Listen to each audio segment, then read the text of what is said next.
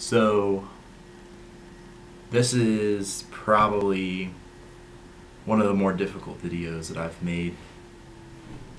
A couple of weeks ago, I lost my friend to suicide. And when it happened, I didn't really know how to feel or what to feel. I didn't know really what I was supposed to think, what I was supposed to say, what was the right thing, what was the wrong thing.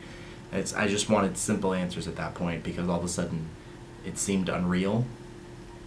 And I think that it does seem unreal when people go through something like that. Or it's something kind of crazy. But as usual, I actually went to YouTube and I started looking up videos of things of like how to deal with losing a friend to suicide. And I found a few videos, but nothing really that like caught me. And so I just wanted to give out a couple of tips and kind of talk about my experience and stuff like that. So essentially what had happened was that day I'd actually seen him. We'd hung out over at our football game, and later that night he was posting some really weird Facebook statuses and wasn't responding to people. And we'd contacted a couple of his friends and stuff to try and find out where he was. And then my best friend texted me saying, look at his Facebook. And that's when I looked and I saw the people were posting, sad that he's left us and everything like that. And so I started shouting and just instantly started, I didn't even cry. I think I didn't know how to feel because I was like, the unthinkable had just happened. And it was just kind of like, what the heck? I think the main thing to keep in mind is that when somebody passes from suicide, it's not something for you to be angry at that person about, because if somebody did that, they were feeling more pain than any of us could ever understand unless we have gone through depression ourselves. And something like that is incredibly horrible. For a person to feel like that they have to end their life and that is the only way out. And so it's something you have to just kind of keep in mind as to like what kind of emotions they're going through and stuff, and just also remember that they are in a better place because they're not feeling pain. They're not feeling any of that kind of pain anymore. That pain has left them. When this unthinkable thing happens in your life, you just kind of have to know that you do have friends that surround you. You have to know that you have people that care about you, and something that you're going to be told a lot is I care for you and I'm thinking about you and all this other stuff. And after a while it almost becomes numbing because you're just so used to it. Up until about 2 or 3 days ago, and this happened over 2 weeks ago, I was still receiving messages up until a couple of days ago saying, oh, I'm so sorry, if you need anything, let me know. My friends are still asking about him, and it's good to like still ask and stuff, but it's like it's become numbing, and so it's almost not effective anymore. Something my best friend said to me though that I thought that was really effective was the fact of just know that we don't do this enough. We don't get to hang out all the time and talk all the time, because that's essentially what we did. And he's like, you need to know, Jordan, that like we should do this more because we don't do this enough, and we only do this when things like this happen. I was like, yeah, that's true. And then it makes you think a lot more about other people too. Makes you open up a lot more. Just really kind of as a wake-up call, if you want to say, sometimes for people.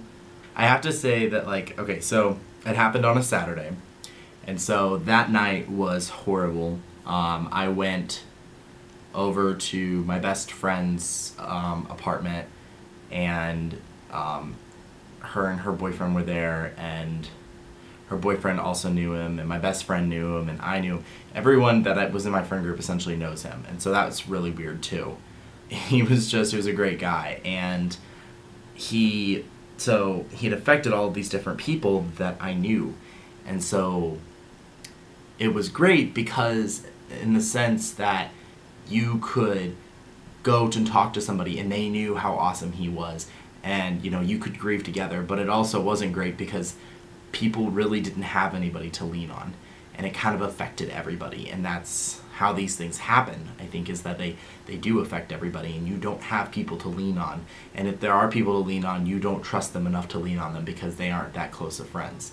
And if they were, they probably were friends with that other person. And so it's a really sucky thing. And I think it's where you have to find a strategy to kind of deal with the method of coping and stuff. But I went down there and talked with them, or my best friend's boyfriend talked a lot about just kind of what he knew and stuff, and it was just really weird. And I got to the point where we were all just sitting there being quiet, and I don't know if it's I just don't deal well sometimes with that kind of stuff, but I was just like, I have to go. And so I was like, I have to tell the people that were friends with him, I have to call my mom, and I was like, I have to call my mom. And so I actually left, and I messaged a couple people on Facebook that I knew were friends with him, and I was just like, hey, can you call me? And then I went upstairs. So then I walk out to the elevator to leave, and I just start crying. And that's something I think that you have to do. Another thing you have to do that sometimes you forget to do is cry. Because sometimes it just happens so quickly, and you feel all these emotions, and sometimes people like to shelter in those emotions, and I think that's also why I kind of left too, because I knew I was going to cry, and I just needed to be by myself and cry, and that's okay. I mean, that entire next day, I spent by myself. I didn't want to be around people. I didn't want to think about what had just happened. I actually watched Netflix all day long. I did a little bit of homework, but I really didn't do. I was not an accomplishment that day at all. And I think it's okay to have kind of a day like that. Not to make it into where it's a lifestyle for you, because if you go from being social to a hermit all of a sudden because you lose one of your friends, then that's a problem. I think it's just important to remember about your personal health and to always keep your friends in mind and stuff like that, because it is something that is really life-changing, and it's something that you don't really expect to happen. But just always remember to talk to people, be vocal with people. There's going to be some really hard times, but it's something that you're going to go through if this happens. And just remember, it's okay to grieve, it's okay to cry, it's just okay to just feel all of those emotions and just to let them out. Don't let it consume you. Be stronger than you are. And always remember to be there for your friends too, if something like this does happen. And not necessarily being there in the sense of like, oh, I care about you, and then just not talking to them again. Be there for them if like they need some good food or something to like get their mind off of it or something like that. That kind of stuff is really important. It sucks because the worst thing about it is it never stops hurting. But I think over time it hurts less and less. So, thank you all for watching. If you enjoyed this video, please give it a thumbs up. And if you have any other suggestions or anything like that, please leave them in the comments below. And as always, have a gay day.